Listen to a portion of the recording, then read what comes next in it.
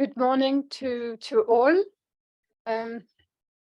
I'm Tamara Lee. I'm an IT consultant, and I helped with the migration of all the technical committees and governance committees from e-committees to SD documents, which is the application I'm going to talk about now. And beside me, I have Elisa Matarese and Marc Bellier. Elisa will cover the CEN working area after me. So, SD documents. SD documents, first of all, means standard development documents. And the purpose of this application is it supports standardization work for committee members so that they can exchange documents, working documents in a controlled environment. So I'll first start by giving you some, very briefly, give you some figures and the status. So at the beginning of 2021, does everybody hear me properly? Yeah. At the beginning of 2021, we migrated all the technical committees from e-committees, which is the old application, to SD documents. And this involved over 2,000 committees and 845,000 documents. Then in April of this year, we migrated the governance committees. This covered 61 committees and 55,000 documents. And as I speak, we are currently finalizing all the disbanded committees and the CEN committees hosted at DIN and AFNOR. What are the main benefits of SD documents? Well, first of all, a user works in a harmonized environment between CEN, ISO, and national committees without having to change application every time. We have now a clear and transparent permission model, which is based on the role you have in the committee, and everything is managed from our global directory.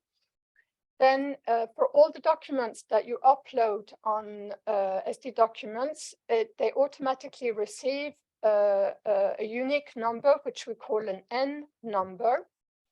We also have two great search tools, a normal search and then an advanced search. And the advanced search enables you to look for documents throughout all the committees where you have a role. And finally, SD documents is evolutive. So ISO has been adding new features over the last 2 years. Now, to access SD documents, you need to go to the CEN portal, which looks like this, and to click on the document icon on your left. Just for your information, you see at the moment two icons. The one on the right will disappear at the end of this month because this directs to the old platform, LiveLink. Once you click on the documents, you land on the committee homepage. Now, I have some slides which you'll be able to see that explain what I'm going to show you, but I think to be more efficient, I'll show you all this in the demo. So I'll speed up a little. And I just want to talk now, before I do the demo, about the life cycle of a document. So when you upload a document on SD documents, it first becomes to be notified. And when it's in to be notified status, it's only visible to you, to the officers, to the secretaries and their support team. And this is when you can edit the metadata, you can add a version, and you can still delete the document. If you want the document to be available to the audience, you need to notify it. And I'll show you how we do it in just a second. So you click on a little envelope and you notify the document, and then it's available, and the audience, the members, can download the document. In some cases, it's also possible to withdraw the document. So only the secretary and support team can do that. What will happen? Everybody will see that there is a document, but you won't have access to the document. And then, of course, the secretary can move it back to available. So briefly, first, the document is only visible to the officers. It's in to be notified. Then once you notify it, it's visible to all. And if you need to, you can withdraw and bring it back and it's not visible at all. Okay. And just a last thing about the document numbering. As I said, every document that you create on SD documents or that you upload is automatically assigned a number. It's possible to reserve the number. However, it's not possible to choose which number you want to give it. And when you delete a document, it's possible to automatically assign the next document will automatically be assigned the number from the deleted document. So now I will do the demo.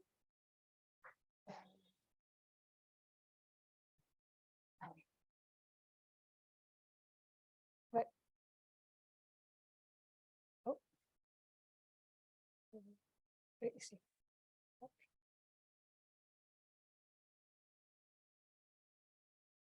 Okay, so here I'm on my CEN portal.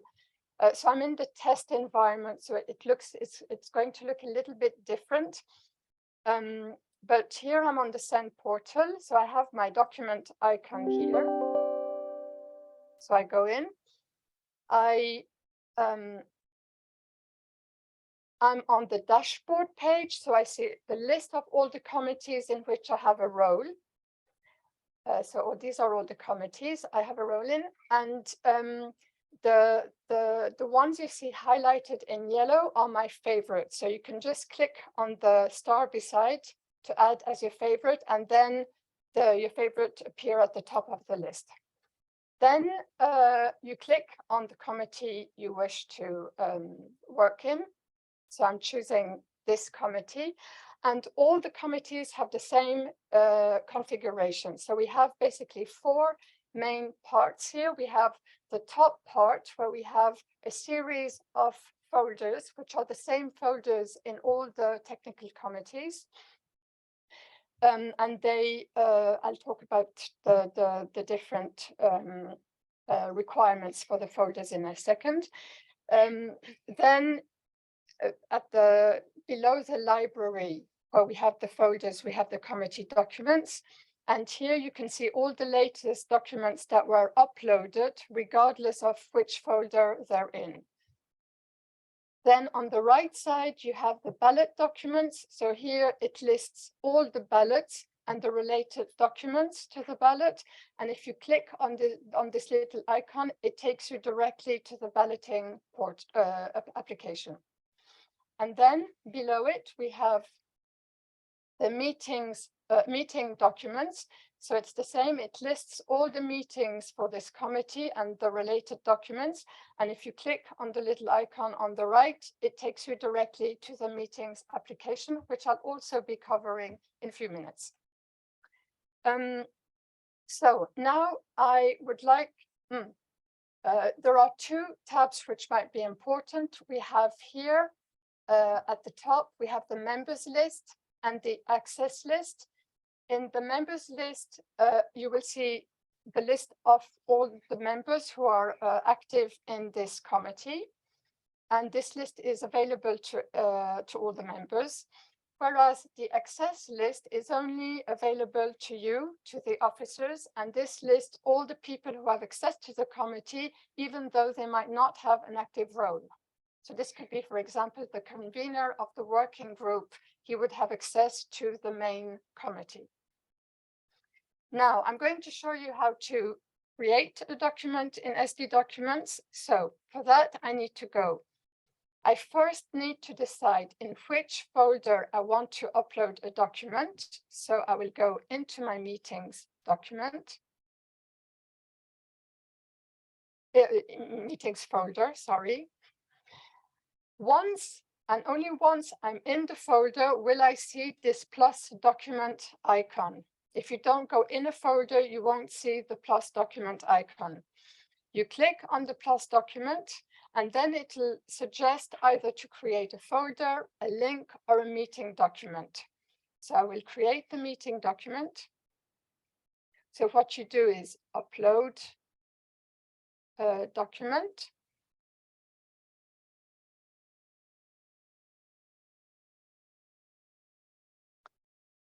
All the metadata where you see a red asterisk mark are mandatory, so you need to fill that in. They don't all have a red asterisk. So for example, here, the rendition, you need to choose what type of rendition you want. So you can have with cover sheet, without cover sheet. I'll show you a little bit. With a stamp. I mean, there are different options. So I'll take with cover sheet so that you can see what it looks like. Then you have the title. You can write a little description if you wish. You need to fill in what subtype we are talking about. So you can scroll down and you have different options. We'll take document for information, for example, to which meeting it's related. So I'll take this. Is it related to any ballot, to any project? Does it replace an old document? Is it related to another document? If you expect any action and if there is an expected date, and then you simply create the document and you will directly see your document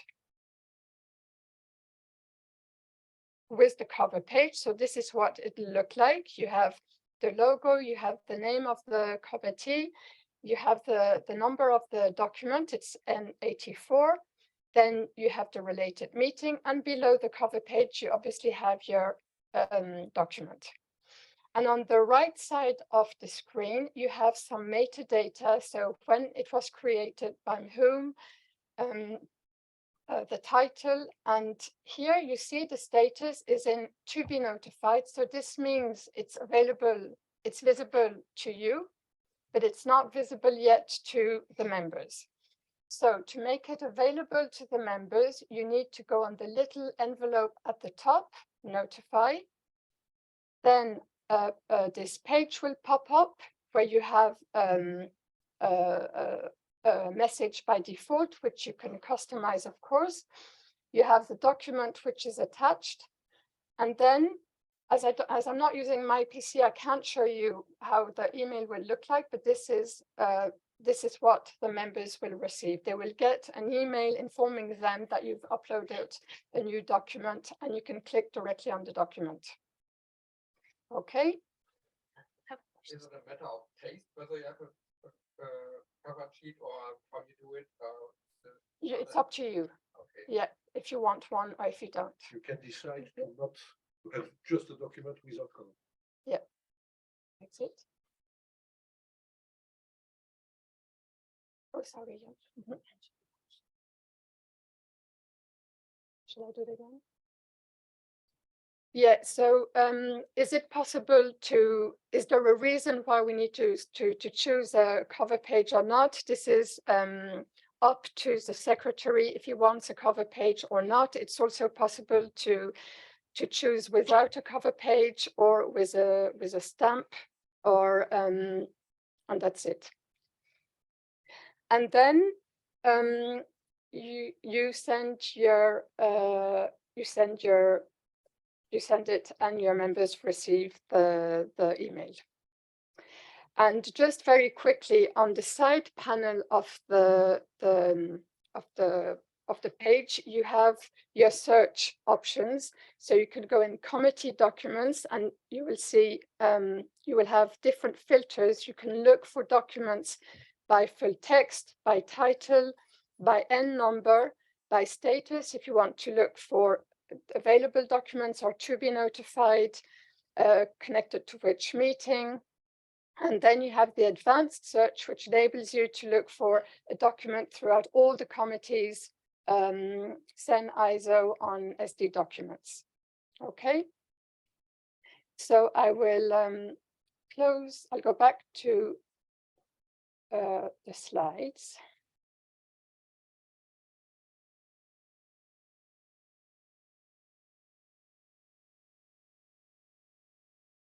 So quickly, one last thing about SD documents regarding the folders that you have in the library. We have 3 types of folders. The administration is the first one, and it has a little lock, and this means it's restricted to the secretary and his team. That means that nobody else has access to it. And this is usually used for when you're preparing documents when they're still in a draft mode. Then you have the general meeting and decisions, and these are, in the general, you can put different types of documents. In the meetings, you can only put meeting type documents, decision only decisions, and projects only project and ballot types. Then we have the member area, and this is a little bit like a Dropbox. You can here members can upload documents, and this is like, for example, if they want to share something with the secretary, for example. And of course, in the member area, which is like the Dropbox, the documents are not numbered, and there's no notification system.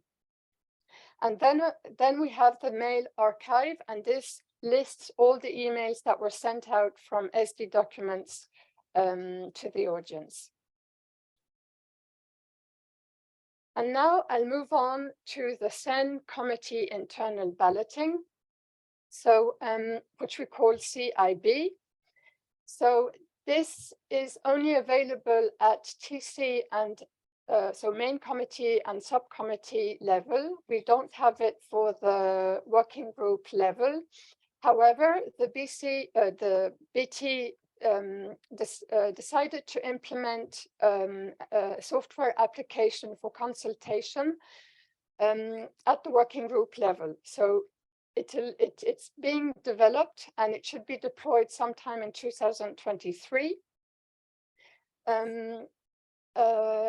The principles will be the same as what I will show you now, except it will be, as I said, for consultation and for collecting information. It won't be for voting.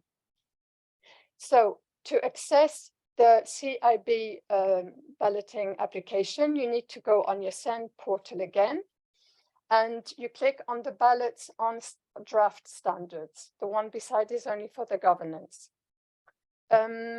So I'll tell you a little bit about the life cycle of a ballot. So you, as a secretary, or also called a ballot owner, you create the ballot by entering some metadata, and you choose obviously the opening date and the closing date. And on the opening date, a notification will be sent out to the voters to inform them that the ballot is open. Once the ballot is open, the voters have access to the ballot and can consult and cast their vote. And then 1 week before the closure of the ballot, there's an email, a reminder email, which is sent out to remind those who haven't voted yet to cast their vote. And once the ballot is closed, the results will be displayed, and I'll show you what it looks like in a second. There are 2 types of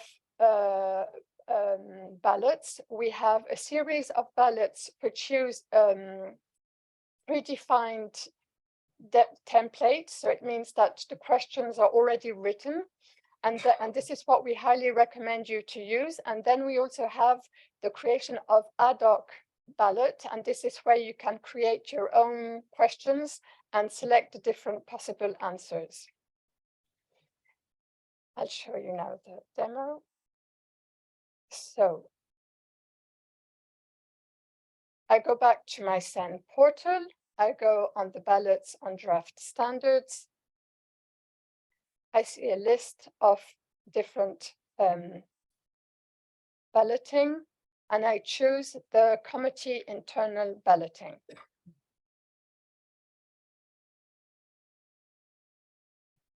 Now I see all my open ballots. So I have some information, which committee, the reference, the opening and the closing date. I will show you what a ballot looks like. So I'll click on the first one. So at the top, we have the metadata, the name of the committee, the opening date, the closing date. In the box below is where you can attach the assigned document for the ballot. And then we see the votes and comments. And you as officer, you see the results while the ballot is still open, whereas the voters will only see the results once the ballot is closed. Now I will show you how to create a ballot very briefly. So, oh yeah. So here you have the different types of ballots. So I will choose adoption of a new work item. You need to select your committee first. Then you go on next. You write a reference. So it's usually CEN TC.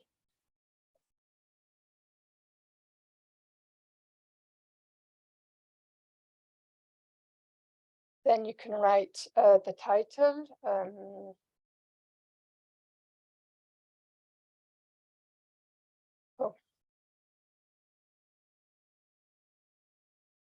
Then you need to choose the method. So there are two options. The weighted majority is usually for technical specifications and for European standards. The simple majority is used for technical reports for amendments and revisions. So here I will choose the weighted majority. You choose your opening date. So by default, it's always +1. So for now, it's the 13th of December, so I'll leave it as it is. You can add a little note, then you click on next. And you see here, you already have your list of questions and the possible answers. And then you simply create your ballot.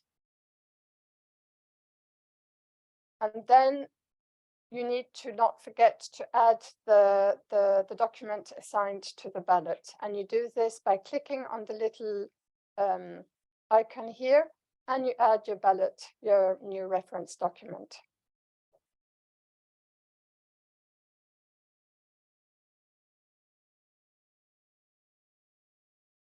And you upload.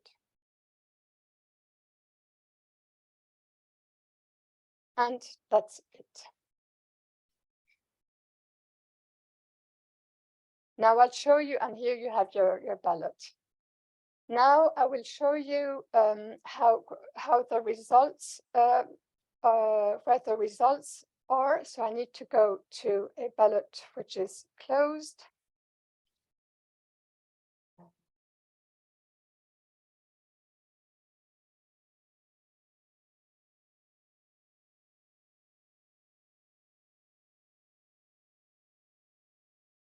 I will choose this one. So when you enter a ballot which is closed, you go on the result tab, click on it, and you have all the results here. And what's displayed at the bottom can be found also in the zip file here, and you'll have the results in Word and PDF. Okay. Go back to the slides. So I have some slides which show what I've just showed you in the demo. So it shows what the ballot looks like, the type of metadata you need to show, you need to fill in, and the type of ballot you can choose from when you create a new ballot, and that the results can be downloaded in a zip file. And finally, I will talk a little bit about the meeting registration. So the meeting registration, to access it, it's the same. You need to go to the CEN portal. You click on meetings. And I have a quick note. This meetings registration has nothing to do with the reservation system for booking a room at CEN Senelec Management Center. If you wish to book a room, you can find the information on the censenelec.eu website, or you can write an email to the email you have on the slide. What's the purpose of the meeting registration? Well, it enables the secretary to create and manage a meeting in one central place. The secretary can also manage the participant registration and create social events, for example, gala dinners or drinks after a meeting. To be able to participate, to register to a meeting, you need to have a profile in the global directory and, of course, be registered to a meeting. It's also possible to extract documents. You can extract documents, for example, the attendees list, the working documents, minute meetings, and the type of role you get will depend on the role that's assigned from in the global directory. Regarding the roles, we have 4 main roles.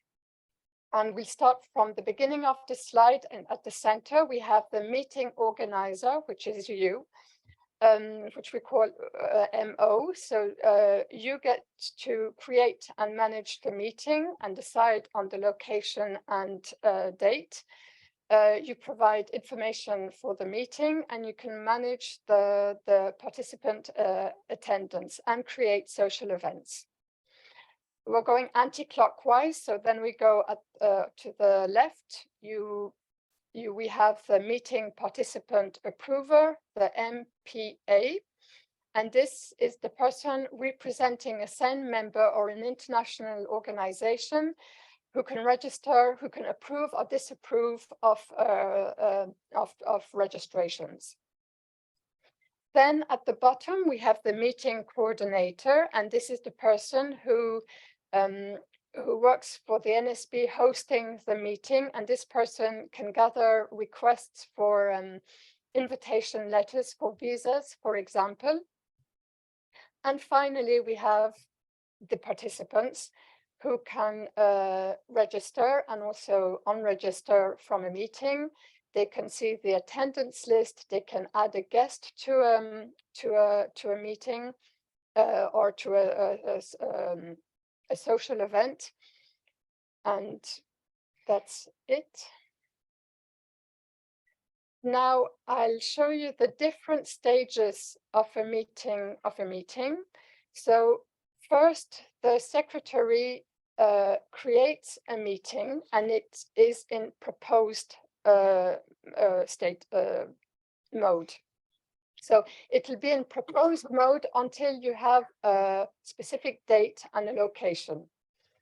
Once you have the date and the location, the secretary can confirm the meeting.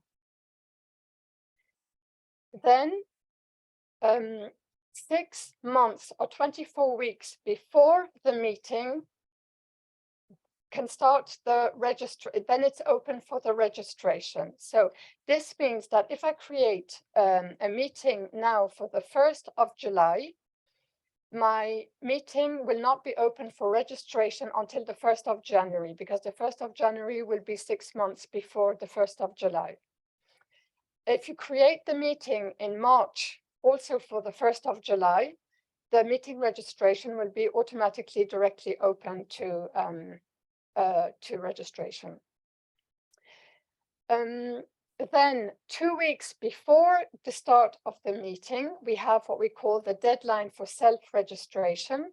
So from 2 weeks before the meeting, a participant won't be able to self-register. He'll be able to register, and then it will need to be approved or disapproved by the MPA, the meeting participant approver.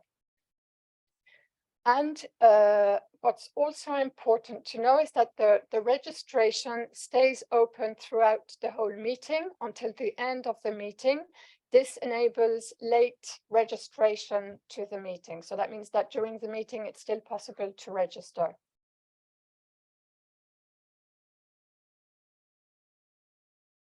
Okay, I will show you a brief 7 minutes.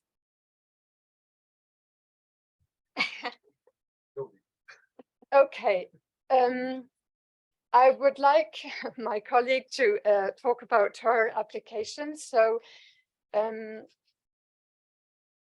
I suggest I don't do the demo. I have some, I mean, the information can be found on the slides, if that's okay with you. I'm sorry. And I'll let Elisa continue. Yeah. I know this is it's not easy level question, but affects the work consultation. When that summit is available, It should be. there is already thinking that there will be, but at least a couple of months ago it was. No, it should be. So we have a question regarding the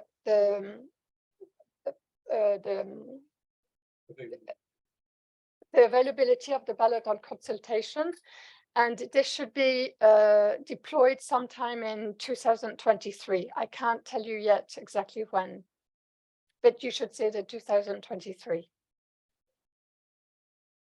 And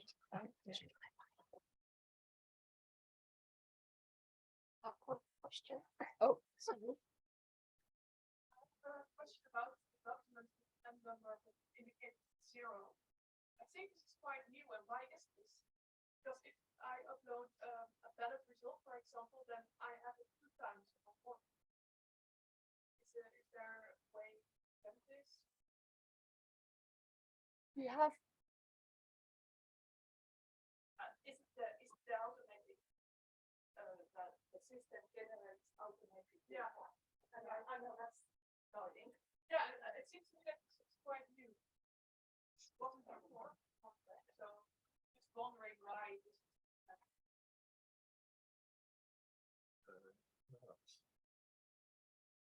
Is it a question about having the document twice or about automatic numbering? No, I think that it's that if TC secretary downloads the results and giving the number. Yeah. But there is already the results on the portal indicated with 0. You also showed the portal, and then you see a lot of documents with the 0. So what's the point for TC secretary to download the ballot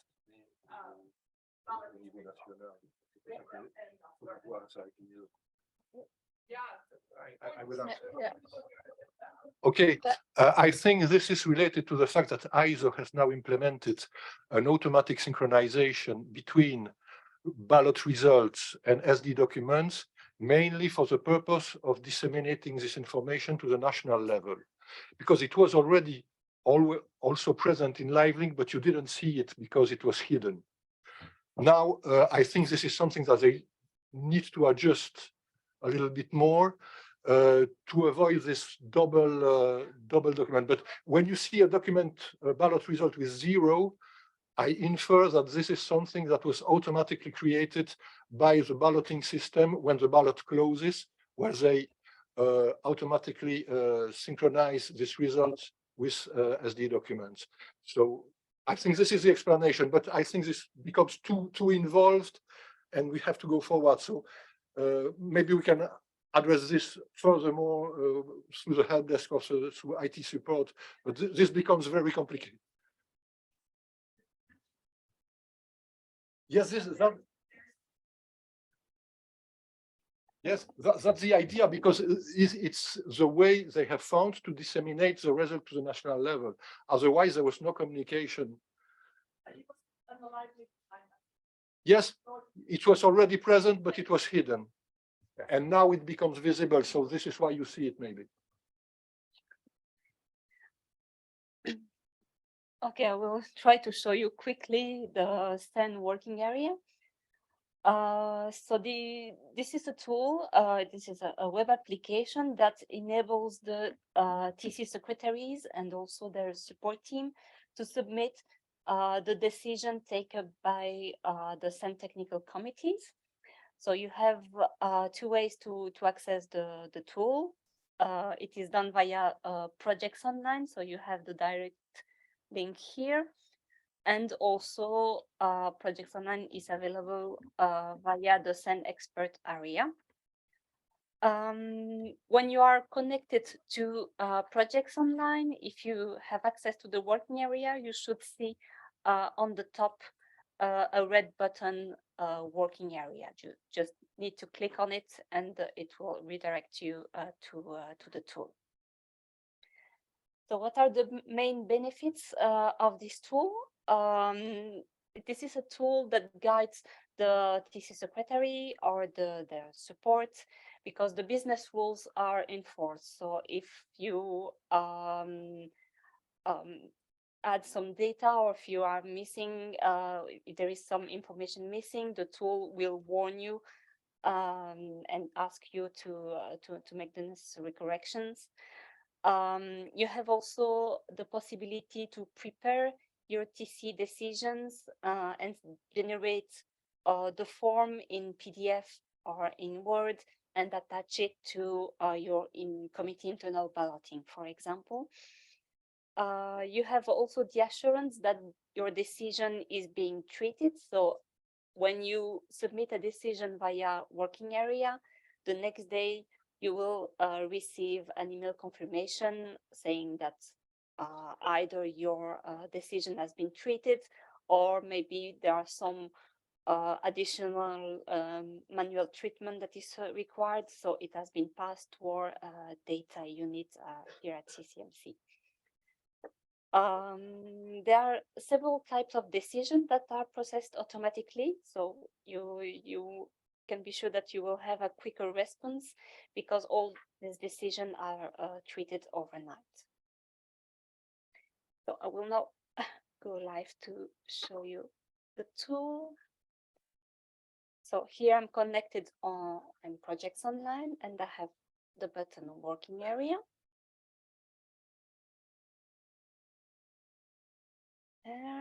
So first of all, what you need to do is to select a technical committee.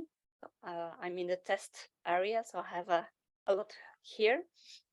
Let's take this one. So the next step, you need to choose a decision group. So it can be a decision related to the creation of a new work item, or a decision to launch a procedure or to request a tolerance. You may take also a decision regarding the deletion of a work item, or if you need to modify the title, scope. There are other decisions regarding the maintenance. So in the case there were a systematic review and you need to submit a decision to confirm a standard, you can go here, or to withdraw the standard. And we have other type of decisions. Let's take creation of work item. And in this group, you see that there are 5 types of decisions. We have the adoption of a new work item, adoption of a preliminary work item, activation of a preliminary work item, splitting or merging work items. So let's take the basic one, which is the adoption of a new work item. So here you can type the decision reference with the year of the decision. You can already add the decision date. It can be in the future if you are preparing a form here.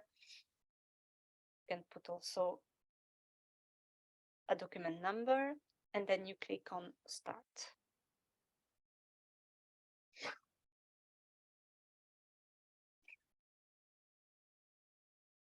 Some time.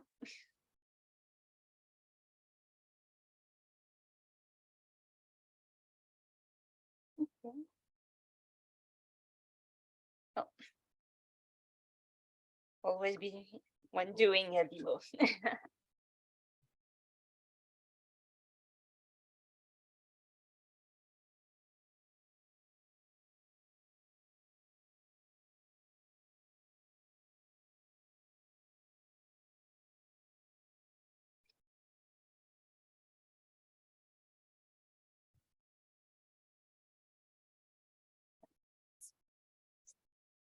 Again. Okay, now here it is. So when clicking on start, it will open a form for you, and you just need to fill in each question and go through each section until the end. So first of all, here you need to select the type of deliverable, if it's an EN, a technical specification, technical report, if this new work item corresponds to a new project, or is it an amendment, a revision. So let's take, for example, the revision of a standard, so that I will show you what happens if you take this option here. So let's say that the scope will not change. Here you need to provide a justification for this new proposal. Then you jump on the next section. Here you need to identify if there are affected stakeholders category, and how this stakeholder will benefit of the proposed deliverable.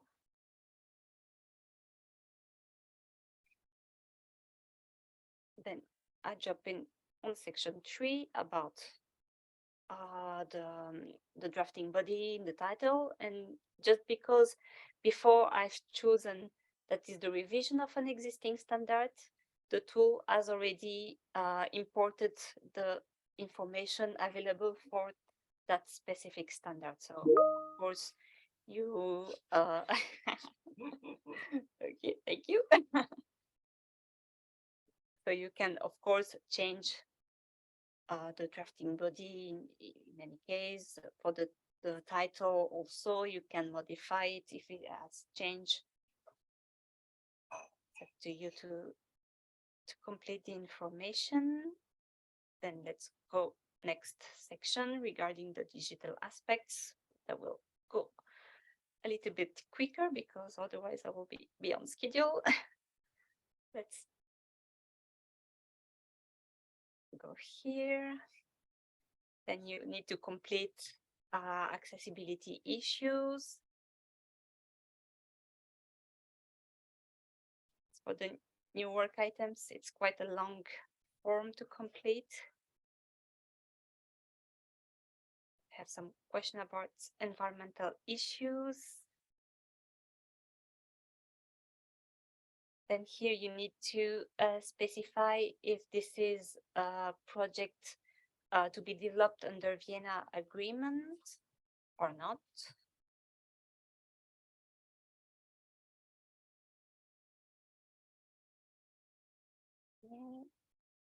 Almost at the end.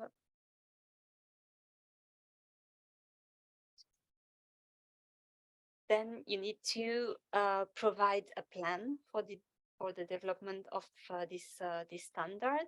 So you can use the tool, of course, to calculate that plan for you. You just need to specify the start date of your project, and then click on calculate target dates.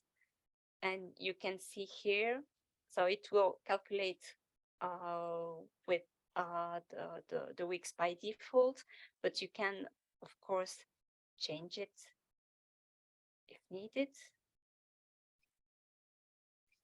Then you can specify if your project is linked to any mandate or legislation. Here again, the tool has taken the mandate and the directive linked to the previous edition of the standard. You can add another one if needed. Again, here you can add another. You need to specify it if it's for citation in the official journal or not.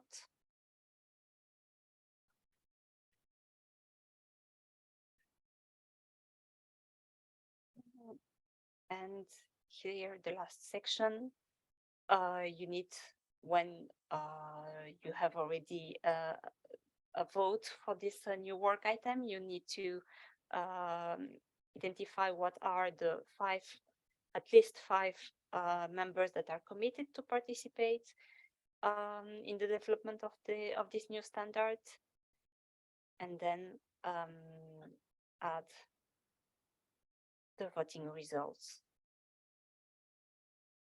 here. So as I said, you can prepare your decision and save it. You just need to click on the button save, and then you can come back later on. You can generate the form in Word or in PDF. You see here.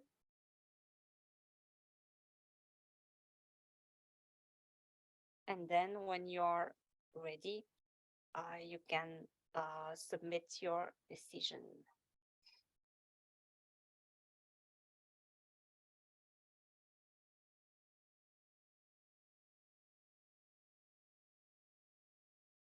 So you can preview your data, and then you click on submit to CCMC, you confirm, and you have this little pop-up that informs you that the decision has been successfully submitted.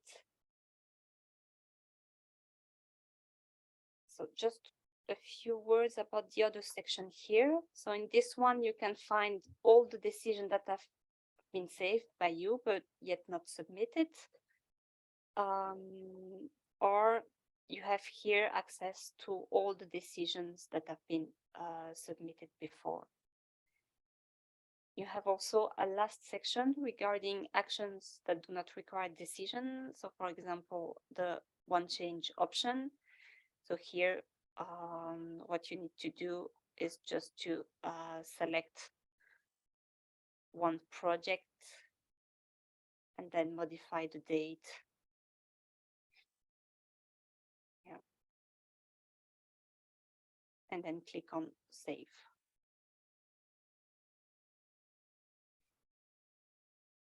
Okay, just going back to the slides. Yeah, for the rest, I just put on the slide a small summary of what I have shown, and I think we can close the presentation here. So if you have any questions regarding the IT tools, so any functional technical issues, do not hesitate to contact us at itsupport@censanelec.eu. And if you have any question regarding data, it's our data service team